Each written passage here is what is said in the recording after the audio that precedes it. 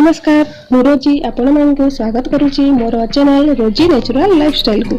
आपण मैंने केमिति अछंती निश्चय भलरे थिबे किंतु आजिठु किपरि सुस्थ रहिबे सही प्रयास आरंभ करिबा। आपनक खाद्यपेय रे परिवर्तन करी आपण रहि परिबे सुस्थ। तो चलंतु आरंभ करिबा प्रथम प्रयास विटामिन राजा अमृतभंडारू। एहा आमे कंचा एवं पाचिला खाइथाउ। एही गछ प्रायतः समस्तक बारीपटारे थिबो। तो सांग माने जानिछंती एतिरे केते प्रकारर विटामिन अछि। एथिरे vitamin A B C calcium magnesium carotene fibre और बहुत प्रकार विटामिन अच्छी। कौन से विटामिन सी ठाରୁ कम नुहे। यह आपण डेली रूटीन रे शामिल करंतु देखिबे आपण को डाक्टर पाखक जावाक पड़ो नहीं। यह आमर त्वचा भी बहुत लाभकारी।